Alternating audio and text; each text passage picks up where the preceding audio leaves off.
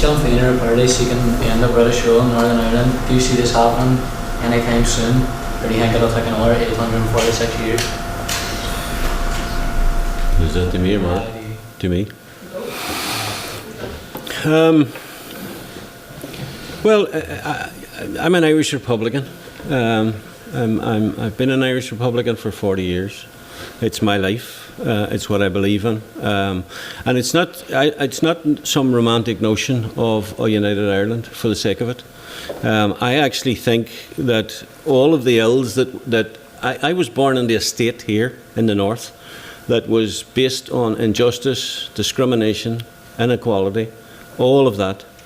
And the reason for that was because the island had been partitioned, and that unionists in the north felt so insecure about losing their majority and about losing their position of control that they discriminated against the nationalist minority.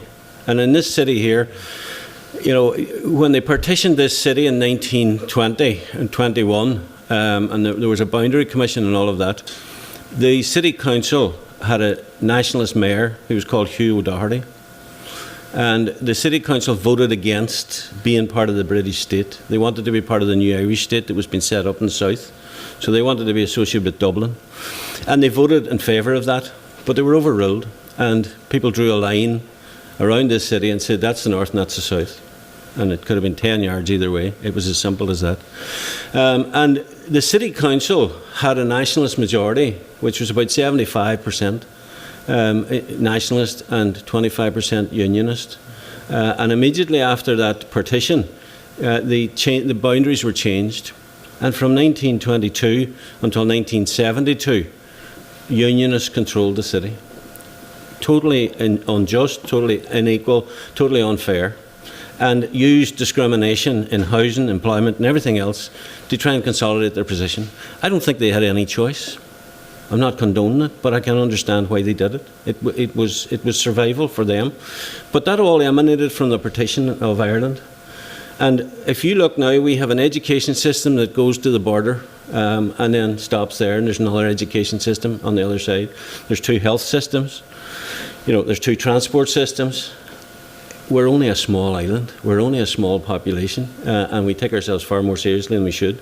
I think the island should be united. I think we could be a prosperous island. As I said previous, this state doesn't work. It has to be subsidised £10 billion a year. It's now £8.5 billion. This state does not work. It was never going to work. And it was only based on all of the injustice that it survived so long. So I actually think that we're moving into a position where more and more people are seeing the reality of what uniting the island might look like and how it might affect them. I meet quite a lot of people within the PUL community who kind of say, well, maybe it's inevitable, but I don't think it'll happen in my lifetime, or I hope it won't happen in my lifetime. I think things will change dramatically. That's the first bell I've had. I think what we are looking at under the Good Friday Agreement is the opportunity to diminish that degree of British rule and British governance here, to make sure that far more of the decisions are made on the basis of our own democratic choices and on the basis of our own interests and ideas, not just here as a region, but using the North-South structures of the Good Friday Agreement to do more on an island-wide basis. That's why we always argued for what is called the three-strand approach: institutions in the north in Strand 1, institutions north and south in Strand 2. But we also recognise that there is a strong east-west relationship as well, and that there are many issues on which cooperation needs to take place, not just within this island, but also across these islands. And that's why you have the British-Irish structures created under the Good Friday Agreement as well.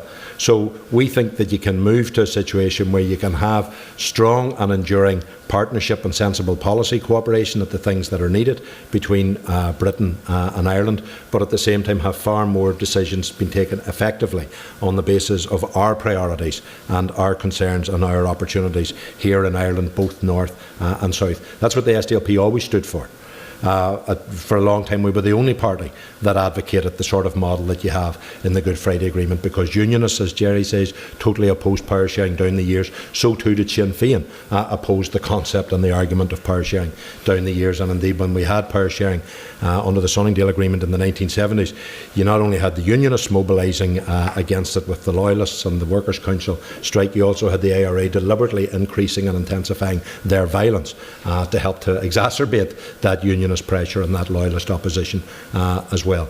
So it is important that we have those institutions. It's important that we don't just sit back and admire them as ornaments. They are tools to be worked and advanced. We need to recognise that the budget is being used to curtail some of the choices that the Executive has, and that's been used to squeeze some of the options that should be there on a north-south basis as well, where we need to be finding more economies of scale. We need to be planning much more on a long-term basis to develop things on a north-south basis, which, back when I was Deputy First Minister, we were framing to do that. But there hasn't really been any movement forward on a lot of those things for a long number of years, because unionist parties are being allowed to keep north-south on a stay low, go slow basis. That's something that needs to be challenged and needs to be overturned. It's an issue we tried pressing at the Stormont House Agreement, but we didn't get any other takers for it. So we do need to move on that sort of agenda. In terms of wider issues about British rule, one of the points I do want to say, in relation to an oath of allegiance to the Queen, I don't take an oath of allegiance to the Queen, because I could not swear something that wasn't true. I won't swear a lie. There is a formula where you're allowed to take an affirmation, and I say, in taking that affirmation, that in order to represent my constituents, I use the following formula, and then I hand a letter of protest to the Speaker.